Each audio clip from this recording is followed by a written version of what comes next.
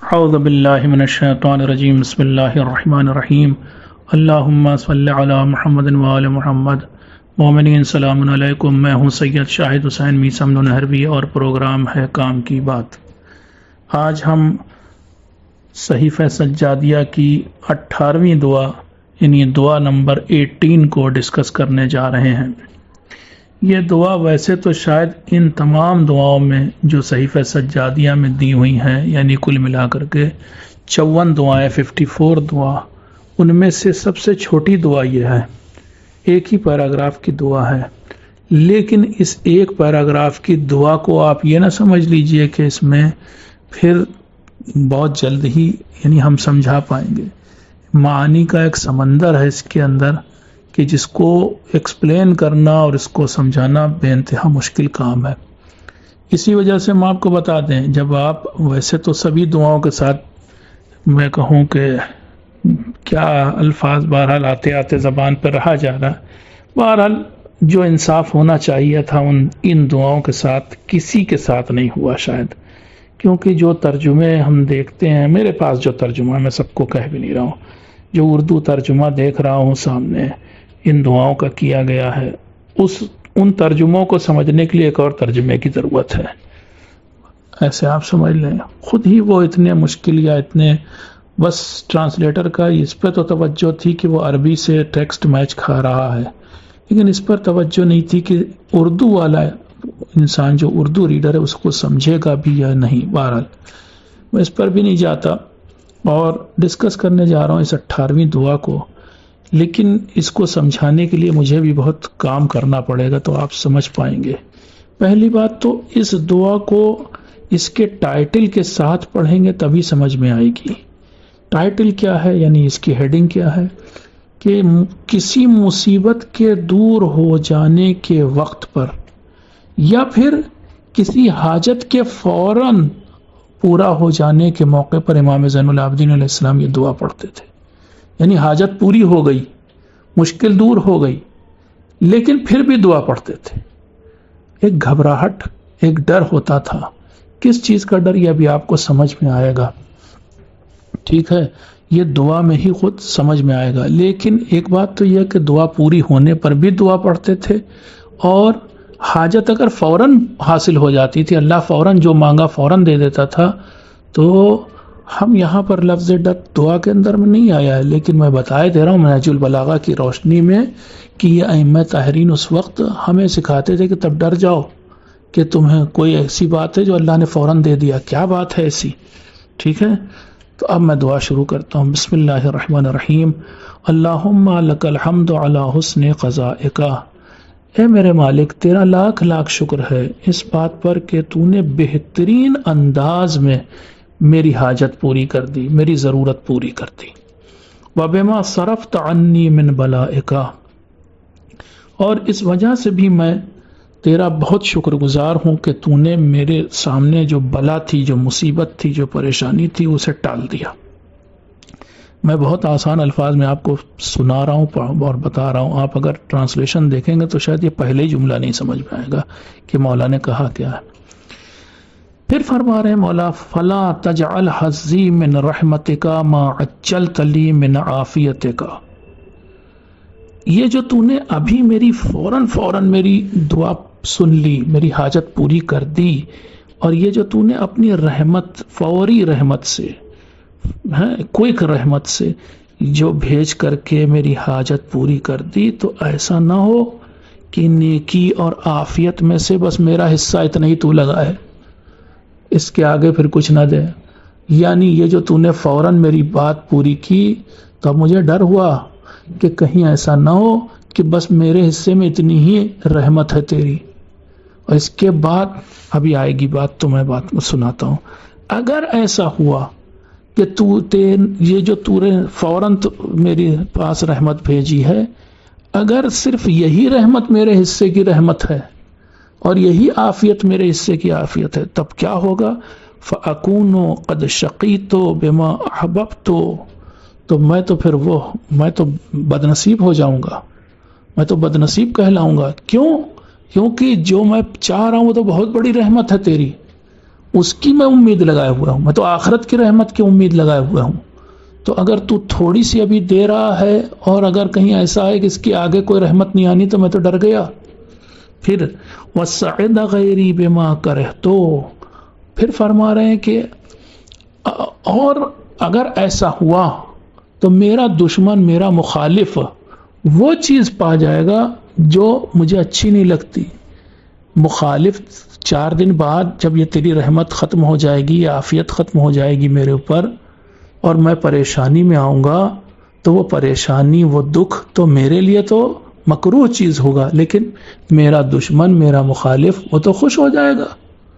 تو ایسا نہ ہو میرے مالک کی کہ بس یہ جو تو نے میری فوراً حاجت پوری کر دی تو بس اتنی ہی رحمت میرے حصے میں رکھے تو، بلکہ ہمیشہ کی رحمت رکھنا میرے حصے میں.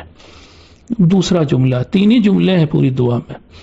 وَإِن يَكُنْ مَا ظَلِلْتُ فِيهِ أَوْ بِتُّ فِيهِ مِنْ هَذِهِ الْعَافِيَةِ بَيْنَ يَدَيْ بَلَاءٍ لَا يَنْقَطِعُ، اگر یہ جو تیری رحمت ہے، یہ جو تیری عافیت آئی ہے، عافیت کا مطلب آپ سمجھتے ہیں یعنی ذہنی، جسمانی، روحانی سکون، اس کو آپ سمجھ لیں عافیت کہا جاتا ہے. یہ جو ابھی تو نے مجھے سکون دے دیا ہے، ذہنی طور پر، جسمانی طور پر، روحانی طور پر، یہ جو سکون دیا ہے، تو اگر ایسا ہے جس میں ابھی میں فی الحال مجھے سکون مل گیا، رات دن میرے سکون میں گزر رہے ہیں، اگر ایسا ہے کہ اس کے بعد فوراً کوئی بلا آنے والی ہے، جس کو ہمارے یہاں اردو میں ایک محاورہ ہے کہ طوفان سے پہلے کی خاموشی، اگر یہ خاموشی، یہ رحمت، یہ عافیت کے دن آنے والے کسی طوفان کی خبر دے رہے ہیں یا آنے والے کسی طوفان کا پیش خیمہ ہے، پھر آگے بھی کہہ رہے ہیں وَوِزْرٍ لَا يَرْتَفِعُ، یا کوئی ایک ایسا بوجھ میرے اوپر پڑنے والا ہے جو اٹھے گا نہیں، ہٹے گا نہیں ساری زندگی. فَقَدِّمْ لِي مَا أَخَّرْتَ وَأَخِّرْ عَنِّي مَا قَدَّمْتَ، تو پھر ایسا ہے میرے مالک کہ جو تو نے ابھی بھیج دیا ہے اس کو بعد میں دینا، اور جو بعد میں وہ مصیبت آنے والی وہ پہلے دے دے. یہ میں ایسے آپ کو بتاؤں کہ بچپن میں مجھے میری والدہ کڑوی دوا کبھی کبھی ہوتی تھی حکیموں کی، یا مثلا یہ نیم کی پتی ہم لوگوں کو بچپن میں پیس کے دانے پھوڑے نہ ہو کھلاتی تھی. وہ کڑوی نیم کی پتی کھلاتے ہی اس کے بعد وہ فوراً شہد 1 چمچہ پلا دیتی تھی، تو وہ جو کڑواہٹ تھی نیم کی وہ چلی جاتی تھی شہد کی وجہ سے. لیکن اگر اس کا الٹا ہو جائے، شہد پہلے اور نیم کی پتی کڑواہٹ والی بعد میں، تب کیا ہوگا؟ تو امام کہہ رہے ہیں کہ اگر یہ جو تو نے مجھے رحمت دی ہے، یہ شہد ہے ابھی اور بعد میں اس کے کڑواہٹ ہے، تو الٹا کر لے، بدل لے، مجھے بعد والی چیز پہلے دے دے، پہلے والی چیز بعد میں دے دے. ابھی میں اس کے اوپر آپ کو کچھ آیتیں بھی قرآن کی سناؤں گا.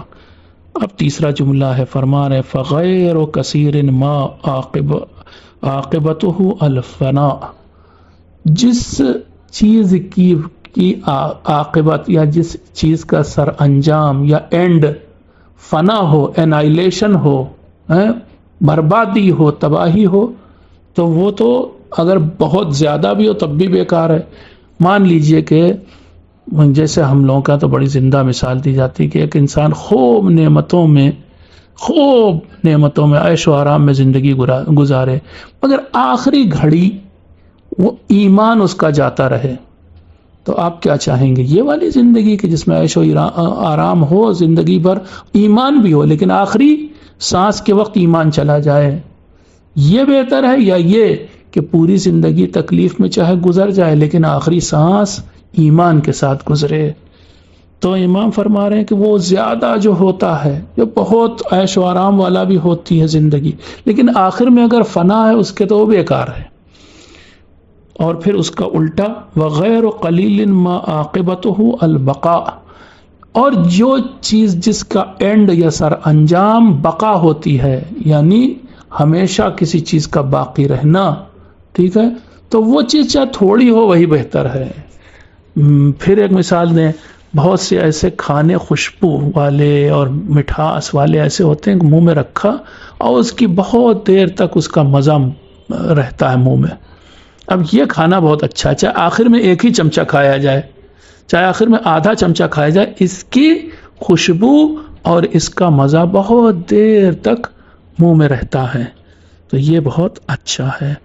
پھر آخر میں کہہ رہے ہیں وصلی علی محمد وآلہ، اور اے میرے مالک محمد وآل محمد علیہ السلام پر اپنی رحمت نازل فرما۔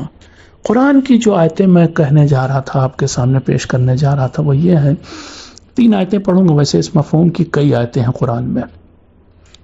اکثر آپ نے لوگوں کو دیکھا ہوگا مذاق میں کہتے ہیں، کیا کہتے ہیں کہ صاحب اللہ میاں کو جو وہاں دینا وہ یہیں دے دے، یعنی جو آخرت میں دینا، جو جنت میں دینا ہے، اور وہ کہہ رہا ہے وہاں پر جنت میں انار دیں گے، دودھ کی نہر دیں گے اور شہد کی نہر دیں گے، ارے یہیں دے دے، تھوڑا بہت 4-6 لیٹر دودھ روزانہ پہنچوا دیا کرے، یہاں وہاں نہ دے۔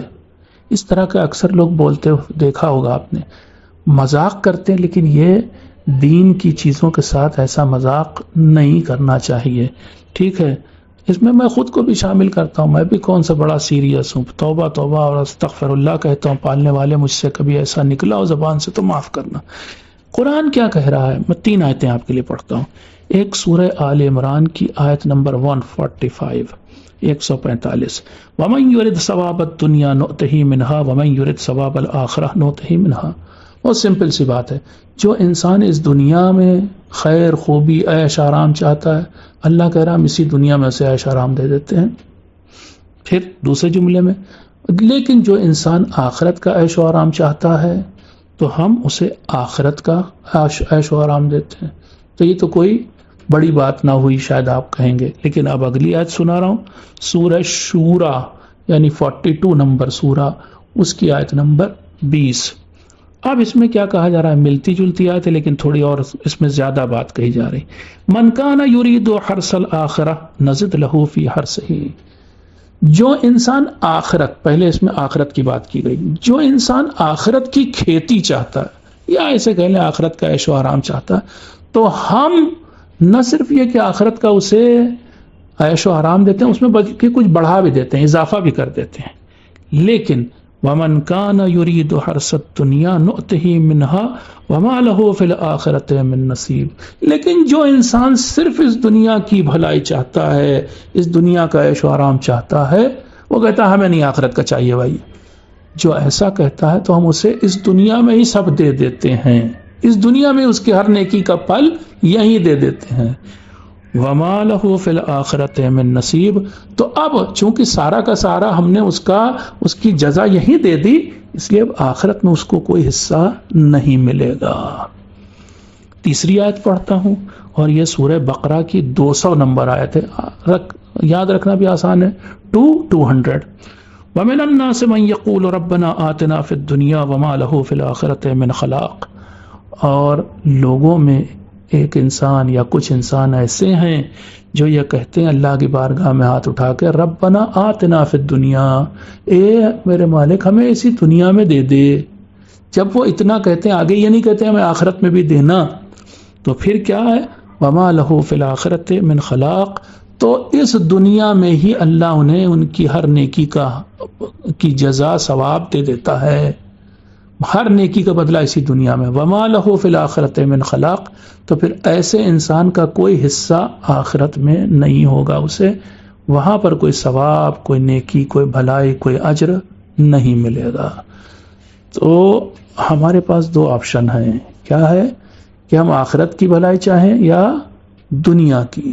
یہ معصومین علیہ السلام جب کبھی دنیا کی تھوڑی دیر کی رحمت، حالانکہ ان کی زندگی تو تکلیفوں میں، دکھوں میں، غموں میں گزر گئی، لیکن بیچ میں اگر تھوڑی دیر کے لیے اچھے دن، یعنی جس کو ہم اچھے دن کہتے ہیں، عیش و آرام والے دن، یا عیش و آرام لفظ نہ کہیں، راحت والے دن آ جاتے تھے، انہیں تھوڑی سی دیر کے لیے جو ہے زحمتیں ان کی کم ہو جاتی تھیں، تو یہ ائمہ ڈر جاتے تھے کہیں ایسا تو نہیں میرے مالک اب تو ہمیں آخرت میں کچھ نہ دے۔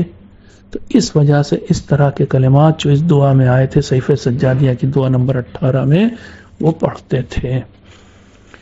نہج البلاغہ میں ایک جگہ پر آیا ہے کہ مولا فرماتے ہیں کہ جب تم یہ دیکھو، ہم لوگوں سے کہہ رہے ہیں البتہ یہ، جب تم یہ دیکھو کہ تم کوئی نیک عمل نہیں کر رہے ہو اور ادھر سے اللہ کی نعمتوں کی تم پہ بارش ہو رہی ہے، البتہ الفاظ یہ میرے ہیں، مفہوم میں پیش کر رہا ہوں، جب تم یہ دیکھو کہ تم تو کوئی نیک عمل نہیں کر رہے ہو اور اللہ تم پر نعمتوں کی بارش کیے چلا جا رہا ہے، تو پھر آنے والے عذاب سے ڈرو. کیوں؟ وہ اس لیے کیونکہ اللہ اس کا مطلب یہ ہے کہ تمہیں تمہاری نیکیوں کا بدلہ اسی دنیا میں دے رہا ہے، اب آخرت میں کچھ نہیں ملنے والا ہے. یہ طوفان سے پہلے کی خاموشی ہے، مولا یہ بتانا چاہ رہے ہیں. تو اللہ ہمیں اس چیز سے بچائے، اور اسی لیے جو ہم لوگ دعا کرتے ہیں جو قرآن میں ہم کو سکھائی گئی وہ کیا ہے؟ ربنا آتنا فی الدنیا حسنہ وفی الآخرۃ حسنہ. اگر آپ کو نیکی، بھلائی، عیش و آرام، سکھ چاہیے ہے تو آپ آخرت اور دنیا دونوں کا اللہ سے مانگیں. آپ کہیے کہ دنیا میں بھی ہمیں عیش آرام، ذہنی، جسمانی، روحانی سکون عطا فرما، اور آخرت میں بھی ہم کو ہر بھلائی، نیکی، عیش آرام، ذہنی، جسمانی، روحانی سکون عطا فرما. سب سے بہترین دعا یہ ہے کہ انسان دنیا اور آخرت دونوں کے لیے مانگے. میں سمجھتا ہوں میری بات پوری ہو گئی ہوگی. والسلام علیکم ورحمۃ اللہ وبرکاتہ.